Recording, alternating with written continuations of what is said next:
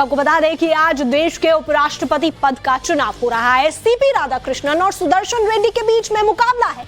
सुबह 10 बजे से लेकर शाम 5 बजे तक वोटिंग होने जा रही है। शाम 6 बजे से मतगणना की शुरुआत होगी। एनडीए के उम्मीदवार सीपी राधाकृष्णन है, तो वहीं इंडी गठबंधन के उम्मीदवार सुदर्शन रेड्डी है। देश के नए उपराष्ट्रपति के लिए आज चुनाव होने जा रहे हैं। एनडीए की तरफ से सीपी राधाकृष्णन, तो इंडिया गठबंधन की तरफ से सुदर्शन रेड्डी उम्मीदवार है। उपराष्ट्रपति चुनाव के बहाने ही सही आज एक बार फिर से एनडीए और इंडिया गठबंधन आमने सामने नजर आएंगे। दोनों ही तरफ से सांसदों को व्हिप जारी किया गया है ताकि वो अपने मत का इस्तेमाल करें। आंकड़ों में तो एनडीए के उम्मीदवार काफी आगे नजर आ रहे हैं। फिर भी देखते हैं कि इंडिया गठबंधन की जो टक्कर है वो कैसी रहती है एनडीए के सामने। तो ऐसे में काफी दिलचस्प मुकाबला होने वाला है।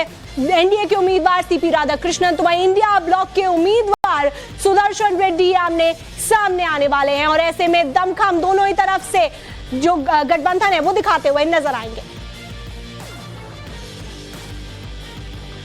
उपराष्ट्रपति चुनाव को लेकर इस वक्त की बड़ी खबर आपको बता देते हैं जल्दी से। उपराष्ट्रपति चुनाव से जुड़ी हुई जो जानकारी सामने आ रही है उसमें बीआरएस और बीजेडी सांसद मतदान में नहीं लेंगे हिस्सा। ये बड़ी इंफॉर्मेशन आपको दे रहे हैं। अकाली दल ने भी उपराष्ट्रपति चुनाव से दूरी बना ली गई है। आपको बता दें कि बीआरएस और बीजेडी के सांसद मतदान में हिस्सा नहीं लेने वाले हैं और इसी वजह से इंडिया गठबंधन के जो नेता हैं वो ये भी तंज कसते हुए नजर आ रहे हैं कि दोनों ही पार्टियां एनडीए के साथ में नजर हैं और इनडायरेक्टली सपोर्ट दिखाती हैं, लेकिन अब वो दूरी बनाती हुई नजर आ रही हैं। उपराष्ट्रपति चुनाव की जब बारी आई तो दोनों ही पार्टियां यहां किनारा करती हुई नजर आई हैं। साथ ही अकाली दल की तरफ से भी ये कहा गया कि चूंकि पंजाब में हालात काफी खराब है और इसीलिए अब वो भी दूरी बना रहे हैं इस चुनाव से।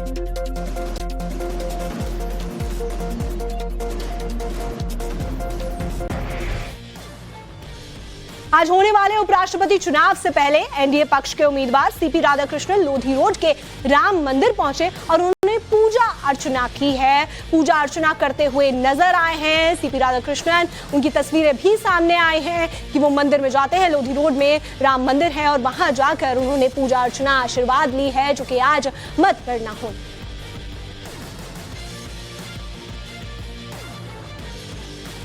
The election is taking place. It is going to be a big victory for the Indian nationalism. We all are one. We will be one. India, we want to be the Vikshit Bharat, and all the victory will lead towards that.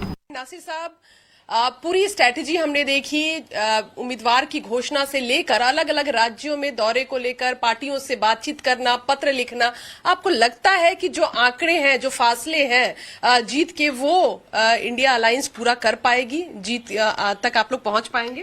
देखिए, 2-3 चीज आप लोगों को समझना चाहिए।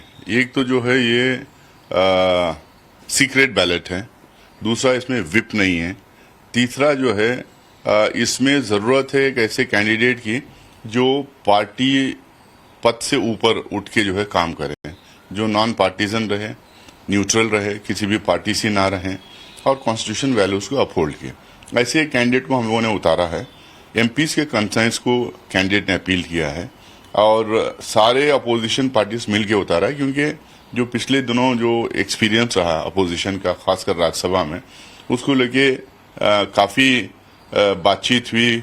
परेशान लोग थे, देश भर से लोग देखते थे टीवी, तो उसमें लगता था कि ऐसा डेमोक्रेटिक स्पिरिट में हाउस चलाया नहीं जा रहा।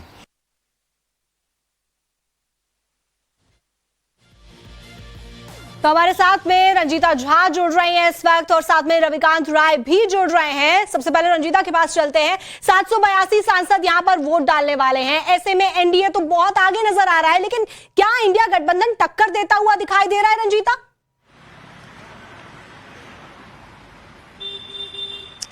बिल्कुल, देखिए, उपराष्ट्रपति चुनाव को बार बार इंडिया अलायंस जो है वो, या विपक्षी पार्टियों के जो उम्मीदवार है वो ये कह रहे हैं कि इसको राजनीतिक चश्मे से ना देखा जाए, बल्कि ये विचारधारा की लड़ाई है। क्योंकि एक तरफ जहां एनडीए का उम्मीदवार आरएसएस से है, क्योंकि बचपन से ही वो आरएसएस से जुड़े हुए रहे हैं, कई राज्यों में राज्यपाल बतौर राज्यपाल उन्होंने काम किया है, कई राज्यों में वो प्रभारी के तौर पर काम किया, तो एक फुल फ्लेज बीजेपी और आरएसएस का बैकग्राउंड है उनका। वहीं दूसरी तरफ बी सुदर्शन रेड्डी जो इंडिया अलायंस की तरफ से उम्मीदवार हैं, वो पूरी तरह से नॉन पॉलिटिकल है। बार बार कांग्रेस पार्टी और विपक्षी पार्टी जब अलग अलग राज्यों में जाकर पार्टियों से जब उनको रीच आउट कर रहे थे तो यही बात वो कह रहे थे कि एक ऐसे व्यक्ति को हमने उम्मीदवार बनाया है जो पार्टी का चेहरा नहीं है, बल्कि एक ऐसा चेहरा जो साफ सुथरी छवि का है, जो अलग अलग पदों पर रहा, वो भी सुप्रीम कोर्ट के जज के तौर पर रहे, पहले गोवा के पहले वो लोकायुक्त के तौर पर रहे। तो ऐसे में इस चुनाव को एक राजनीतिक चश्मे से ना देखा जाए,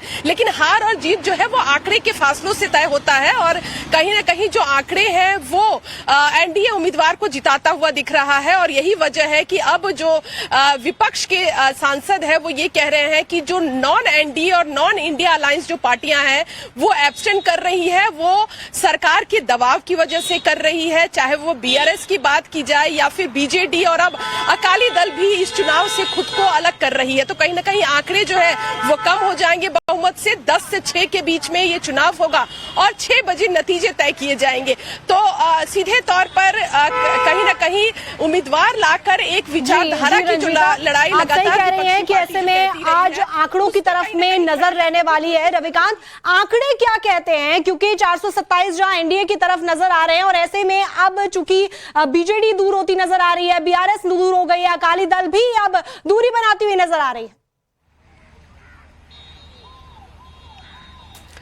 देखिए, ये चुनाव आंकड़ों से ज्यादा परसेप्शन की लड़ाई के रूप में देखा जाएगा, क्योंकि एनडीए के उम्मीदवार का जीतना लगभग तय माना जा रहा है और जो स्ट्रेंथ है एनडीए की वो 436 के आसपास पहुंच चुकी है। अब तक जो सूत्र हैं वो दावा कर रहे हैं, क्योंकि इसमें सीक्रेट बैलेट से वोटिंग होती है और वाईएसआरसीपी ने अपना जो स्टैंड क्लियर नहीं किया। ऐसे में एनडीए उम्मीद कर रहा है कि उसका वोट भी जो एनडीए के उम्मीदवार हैं सीपी राधाकृष्णन उनको मिलेगा। लेकिन उससे पहले देखिए, भारतीय जनता पार्टी और एनडीए ने किस तरीके की प्लानिंग की है। मैन टू मैन मार्किंग की गई है। अलग अलग राज्यों की जो पार्टियां हैं उनके पोलिंग एजेंट तय किए गए हैं और बड़े बड़े केंद्रीय मंत्रियों को आज सुबह से लगाया गया है और अलग अलग राज्यों के जो सांसद हैं केंद्रीय मंत्रियों के आवास पर इस वक्त पहुंच चुके हैं और वो ब्रेकफास्ट पर बातचीत चल रही है। इससे पहले मॉक पोलिंग कराई गई 2 दिनों तक, खुद प्रधानमंत्री ने उसमें हिस्सा लिया। एक भी वोट अवैध न हो, गलत तरीके से ना पड़े, खारिज न हो, इसका पूरा ध्यान रखा गया है। सभी सांसदों को प्रॉपर ट्रेनिंग दी गई है।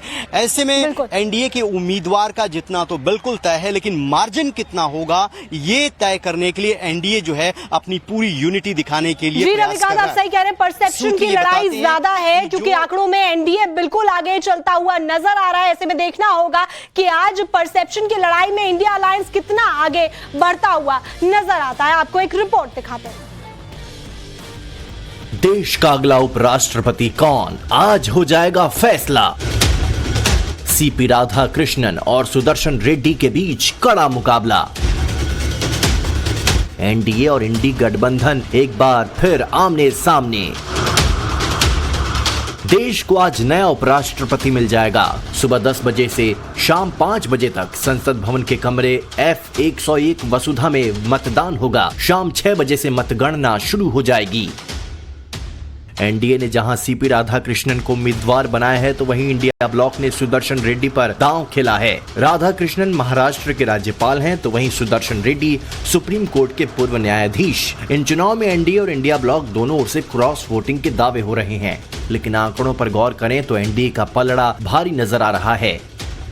वर्तमान में लोकसभा में 542 और राज्यसभा में 239 सांसद हैं। दोनों सदनों के कुल 781 सदस्य हैं। जीत के लिए किसी भी प्रत्याशी को 391 सांसदों का समर्थन चाहिए होगा। इसी बीच नवीन पटनायक की बीजेडी, चंद्रशेखर राव की बीआरएस और शिरोमणि अकाली दल ने मतदान से अलग रहने की घोषणा कर दी है, जिससे जीत के आंकड़े में थोड़ा फेरबदल होगा। इन 3 पार्टियों के मिलाकर 12 सदस्य संसद में मौजूद है। अब सांसदों की संख्या 669 ही रह गई। जीत के लिए राधाकृष्णन या सुदर्शन को सिर्फ 385 सांसदों का समर्थन चाहिए।